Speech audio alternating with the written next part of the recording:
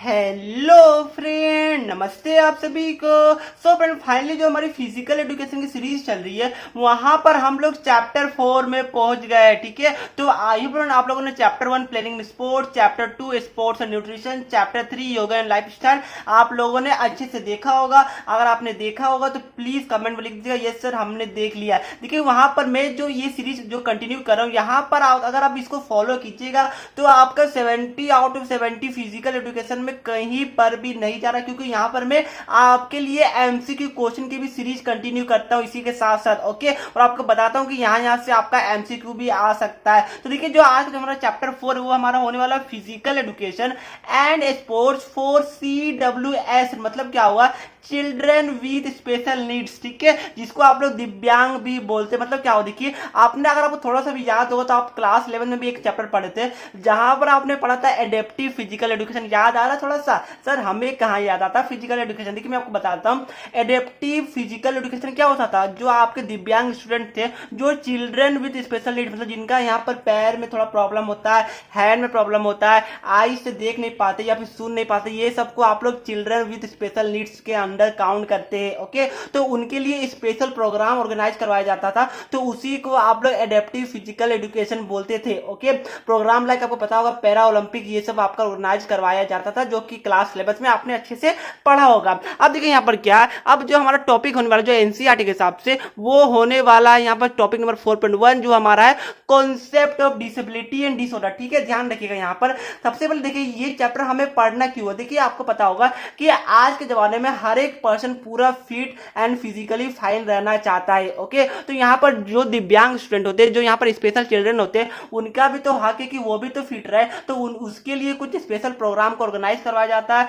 तो उसी को हम लोग इस चैप्टर में पढ़ने वाले। बहुत इंटरेस्टिंग चैप्टर है और बहुत कुछ आपको सिखा के भी जाएगा। ओके, देखिए सबसे पहले जो टर्म हमारा आता है वो हमारा आता है डिसेबिलिटी। अब देखिए ये तो आपका जाना पहचाना नाम होगा, आपने सुना होगा। डिसेबिलिटी मतलब क्या होता है, लाइक देखिए अगर किसी का एक्सीडेंट हो गया, अगर किसी का हैंड टूट गया, आपका लेग फ्रैक्चर कर गया, तो उसी को आप डिसेबिलिटी के अंडर काउंट करते हैं। ओके, यहाँ पर देखिए अगर एग्जाम में आज क्या लिखिएगा, disability means inability to do work. Okay, ये वाला लिखिएगा तो टीचर आपको 1 मार्क्स तो दे देंगे, बट उनको लगेगा अरे यार ये तो सबसे सिंपल डिफिनेशन बच्चे लोगों ने याद किया था, तो उनके मन में कहीं ना कहीं एक आपके लिए गलत इंप्रेशन चला जाएगा। ओके, और वो नंबर फिर आगे काटना भी शुरू कर सकते हैं। ये मतलब टीचर का मेंटेलिटी रहता है, जो कि मैं आपको बता रहा हूँ। तो देखिए यहाँ पर अगर एग्जाम में आए तो आप लोग ये वाला पॉइंट लिखिएगा, उसके बाद ये भी पॉइंट मेंशन कीजिएगा कि disability is an impairment that may be cognitive, developmental, intellectual, mental, physical and etcetera. मतलब क्या होता है, देखिए यहाँ पर जो डिसेबिलिटी होता है, देखिए कॉग्निटिव मतलब क्या होता है कि वो हम लोग आगे पढ़ने वाले। कॉग्निटिव एक ऐसा डिसेबिलिटी होता है जो हमारा मतलब कि जो reading skill, speaking skill and writing skill को आपका इफेक्ट करता है। ओके, इंटेलेक्चुअल क्या होता है वो मैं आपको बताऊंगा कि हमारा जो कंसंट्रेशन पावर होता है वो हम लोग भूलना शुरू कर देते, वो हमारा इंटेलेक्चुअल के अंडर आता है। फिजिकल आपको पता होगा कि हमारा स्टेमिना लो हो जाता है, उसी वो आपका फिजिकल के अंडर आता है। ठीक है, तो डिसेबिलिटी क्या हुआ, एक इंपेयरमेंट है, एक बीमारी है, एक आपका यहाँ पर इंपेयरमेंट है जो हमारा मेंटल स्ट्रेस, चाहे हमारा मेंटल आपका हो गया, चाहे हमारा फिजिकल हो गया, चाहे हमारा स्टेमिना हो गया, ये सारा कुछ को हमारा रिड्यूस करता है। ओके, मतलब कि इसको इफेक्ट करता है, उसी को हम डिसेबिलिटी बोलते हैं। तो आई आपको क्लियर हुआ होगा। एग्जाम में आए तो ये दोनों पॉइंट लिख के लाइएगा, अगर दोनों पॉइंट लिखिएगा तो एग्जाम में अच्छा इंप्रेशन जाता है। ओके, नेक्स्ट क्या देखिए, नेक्स्ट हमारा टॉपिक वाला डिसऑर्डर। डिसऑर्डर क्या होता है, लाइक देखिए ठीक है, डिसऑर्डर और डिसेबिलिटी में ज्यादा अंतर नहीं है। देखिए डिसऑर्डर यहाँ पर आपका डिसेबिलिटी में कन्वर्ट हो जाएगा अगर आपका मतलब कि आपने इनिशियल टाइम में आपने उसको उतना फोकस नहीं किया, आपने उसको पकड़ा। मतलब क्या हो, देखिए अगर सपोज कीजिए कि आपका आइज, आपको पता है कि आपका आइज जो होता है वो धीरे धीरे सपोज कीजिए कि इफेक्ट होना स्टार्ट हुआ। ओके, आपको पता है कि आपका आइज पेन हो रहा है, आपको पता है कि मेरा आइज में कोई प्रॉब्लम, ठीक है, उसके बाद भी आप लोग कंटिन्यूअसली आपका मतलब और भी आइज पे लोड देते जा रहे हैं, आपका आइज और भी इफेक्ट होता जा रहा है। ओके, तो कुछ टाइम बाद ऐसा आएगा, 30 इयर्स के आसपास आपका टाइम ऐसा आएगा जब कंप्लीटली आपका आइज ब्लाइंड हो गया रहेगा। उसके बाद कितना भी ऑपरेशन करवाएगा कोई भी फायदा नहीं होने वाला है। ओके, तो देखिए जो इनिशियल में क्या हुआ, इनिशियल में जब आपका आइज पेन हो रहा था तो वो आपका डिसऑर्डर था, बट अगर आपने उसका इलाज नहीं करवाया, आपने उसको इग्नोर किया, तो कुछ दिन बाद वो आपका डिसेबिलिटी में कन्वर्ट हो गया। ओके, तो ये ध्यान रखिएगा, डिसऑर्डर आपका इनिशियली होता है और वो धीरे धीरे आपका डिसेबिलिटी में कन्वर्ट कन्वर्ट हो जाता है। दोनों अलग अलग टर्म है, दोनों को कंफ्यूज नहीं कीजिएगा। ओके, बाकी एग्जाम में क्या लिखिएगा, डिसऑर्डर मींस डिस्टर्ब या फिर disturbance in the normal functioning of an individual. ठीक है, मतलब कि जो आपका नॉर्मल फंक्शन होता है, लाइक आपको पता होगा अगर आपका आइज स्टार्टिंग में बहुत अच्छा था, ठीक है, तो आपका आइज को इफेक्ट किया, मतलब कि आपका उतना पावर आइज पे नहीं रहा, तो यही आपका हो गया डिसऑर्डर। ओके, तो ये आपका normal function day to day life में जो आप लोग करते हैं उसको आप लोग को इफेक्ट करता है। ओके, तो आज हम लोग को डिसेबिलिटी एंड डिसऑर्डर समझ में आया होगा। एग्जाम में आएगा तो क्या डिफिनेशन लिखता है, वो क्या डिफिनेशन आपको लिखना है वो भी मैंने आपको बता दिया है। ओके, नेक्स्ट क्या देखिए, नेक्स्ट जो हमारे एनसीईआरटी के हिसाब से जो नेक्स्ट टॉपिक है वो होने वाला है टाइप्स ऑफ डिसेबिलिटी। यहां से एग्जाम में क्वेश्चन 3 मार्क्स का पूछा जा सकता है और इंपॉर्टेंट है। ठीक है, सबसे पहले टाइप्स का था, देखिए सबसे पहले आपका होता है कोग्निटिव डिसेबिलिटी। ये आपका एक बहुत इंपॉर्टेंट टाइप है और बहुत ईजी। देखिए क्या है ये डिसेबिलिटी होता है, देखिए सबसे पहले आप लोग डिफिनेशन पढ़िए, it is a disability that creates hindrance या फिर ऑब्स्ट्रक्शन, दोनों एक ही है, for an individual to store, process and produce information. ठीक है, it effect individual ability to read, speak and write. मैंने आपको ऑलरेडी ऊपर में समझाया था कि देखिए ये कॉग्निटिव डिसेबिलिटी एक ऐसा डिसेबिलिटी है जो आपके रीडिंग स्किल, आपकी स्पीकिंग स्किल, आपके राइटिंग स्किल को इफेक्ट करती है। ओके, तो ध्यान रखिएगा ये डिसेबिलिटी आपके लिए अगर आपको होगा तो आपको प्रॉब्लम देखने को मिलेगी। मतलब क्या हो, देखिए एग्जाम में आपको ये वाला डिफिनेशन लिख के आना है। ये आपका देखिए जो आपका मेंटल, ये देखिए ये आपका मेंटल डिसेबिलिटी है। ठीक है, ये आपका फिजिकल डिसेबिलिटी नहीं होता, ये आपका दिमाग में इफेक्ट करता है। ओके, अब ध्यान रखिएगा ये आप लोग कुछ पढ़ रहे हैं, कुछ लिख रहे हैं या फिर कुछ सुन रहे तो उसमें आपको इफेक्ट करता है। तो आई होप समझ में आएगा, सिंपल था। और देखिए ध्यान रखिएगा it is also called as invisible disability. मतलब क्या हो, देखिए इसको आप लोग इनविजिबल डिसेबिलिटी भी बोलते हैं। ऐसा क्यों बोलते हैं आप लोग बताइए सोच के, क्योंकि देखिए ये आपका फिजिकल डिसेबिलिटी नहीं है, ये आपका मेंटल डिसेबिलिटी है। ओके, मतलब कि ये दिखता नहीं है बाहर से। क्या अगर आपको सपोज कीजिए कि आपको सुनने में आपको प्रॉब्लम है, आपको मतलब दिमाग में कुछ चीज जा रहा है उसको मतलब स्टोर करने में प्रॉब्लम है, तो क्या वो आपको दिख रहा है? बिल्कुल नहीं दिख रहा है। दूसरा को दिख रहा है? बिल्कुल नहीं दिख रहा है। वो बस और बस आपका एक मेंटल डिसेबिलिटी है जो आपका इनविजिबल होता है। ठीक है, दिखता नहीं है, विजिबल नहीं होता है। ओके, तो आज हम लोग को समझ में आया होगा। अब देखिए क्या है कॉग्निटिव डिसेबिलिटी के, इसका भी 3 टाइप्स होता है और ये एमसीक्यू में इस बार 2019 में पूछा गया था। मतलब क्या हुआ, बोला था कि which of the following is not the type of cognitive disability. ठीक है, 4 ऑप्शन दिया होता, इसमें 3 ये था और एक आपका और भी कुछ अलग दे दिया था और बोला था कि इसमें से कौन आपका कॉग्निटिव डिसेबिलिटी का टाइप नहीं था। ओके, ऑप्शन था आपका ये तीनों था और एक आपका इंटेलेक्चुअल डिसेबिलिटी दिया होता है और उसका आपको टिक माना था कि वो आपका कॉग्निटिव डिसेबिलिटी में नहीं आता है। ओके, इसलिए मैं बोला कि मैं यहाँ पर एमसीक्यू भी आपको कवर करवाता जाता हूँ। तब देखिए सबसे पहले यहाँ पर क्या है, सबसे पहले यहाँ पर है मेमोरी डिसऑर्डर, जो कि आपका कॉग्निटिव डिसेबिलिटी का टाइप नंबर 1 में आता है, वो है हमारा मेमोरी डिसऑर्डर। ध्यान देखिएगा इसमें क्या होता है, देखिए नाम से क्लियर, मेमोरी डिसऑर्डर मतलब क्या हो, देखिए अब मेमोरी मतलब क्या होता है, ये मेमोरी मतलब वह कि जो आपका सोचने का जो थिंकिंग है, जो रिमेम्बरिंग पावर है, वो आपका इफेक्ट करता है। ओके, तो यही हमारा मेमोरी डिसऑर्डर के अंदर आता है। ध्यान रखिएगा मेमोरी डिसऑर्डर आपका ये हो गया जिसमें आपका रिमेम्बरिंग में प्रॉब्लम होगा। ओके, सेकंड आपका होता है हाइपर एक्टिविटी। देखिए यहाँ पर क्या हुआ, इसका मतलब यही हुआ कि देखिए जो आपका सोचने का जो पावर है, जो कंसंट्रेशन लेवल है, वो आपका रिड्यूस कर देता है। ठीक है, तो उसी को आप लोग हाइपर एक्टिविटी बोलते हैं।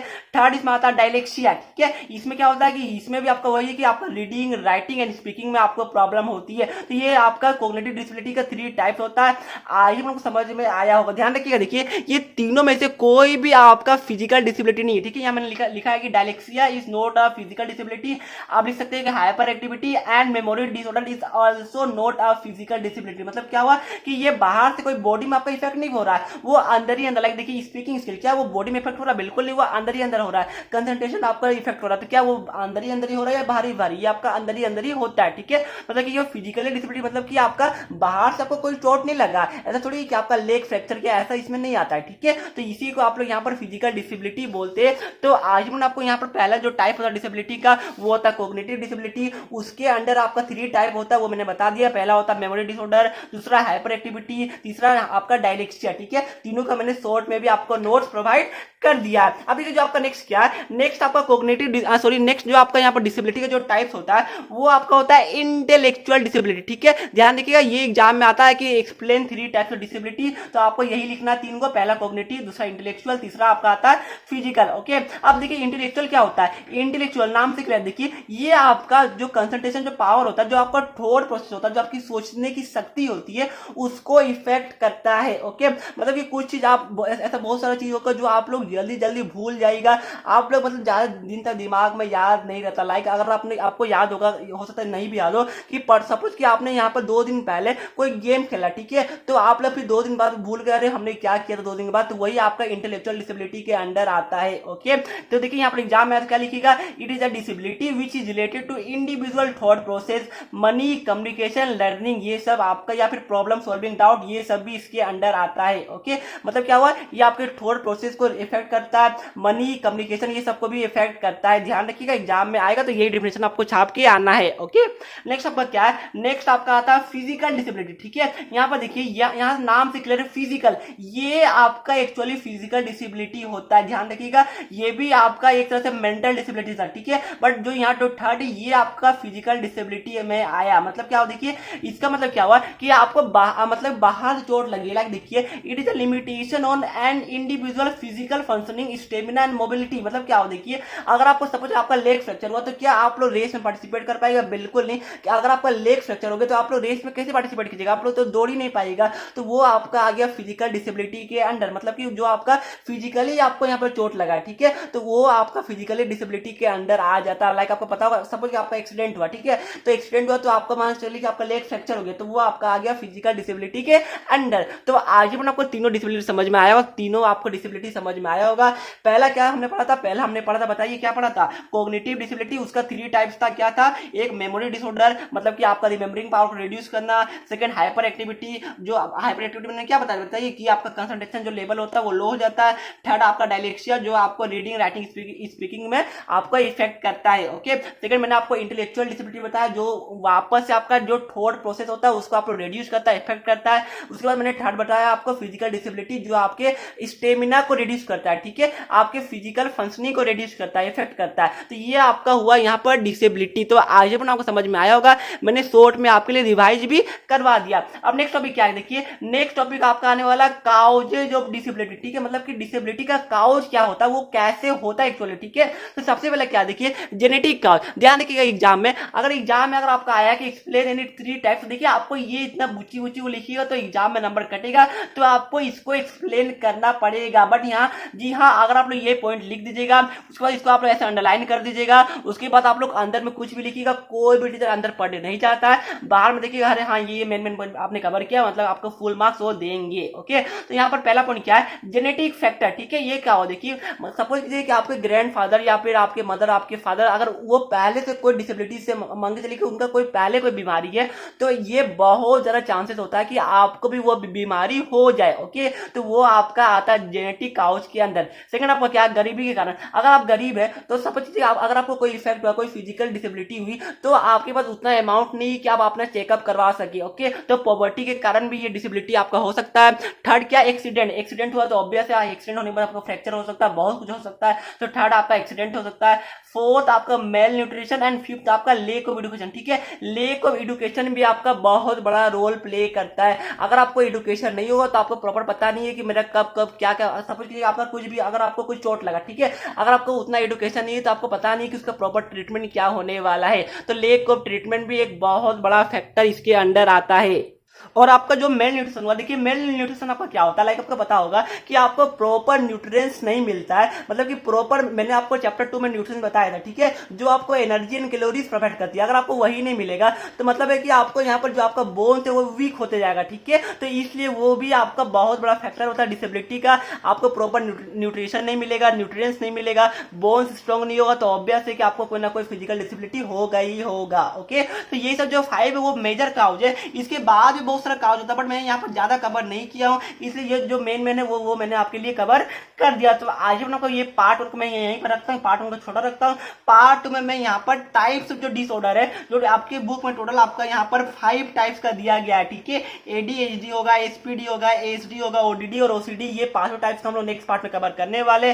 तो प्लीज वीडियो में बने रहिएगा, नेक्स्ट पार्ट जरूर देख लीजिएगा। तो आज हम लोग को समझ में आई होगी। इसका नोट्स आपको डिस्क्रिप्शन बॉक्स में मैंने दे दिया, वहां से जाकर आप लोग नोट्स को भी चेकआउट कर सकते हैं। चलिए फ्रेंड, ये वीडियो को मैं यहीं पर समाप्त करता हूँ, मिलते हैं नेक्स्ट वीडियो में, तब तक के लिए पढ़ते रहिए। जय हिंद, जय भारत।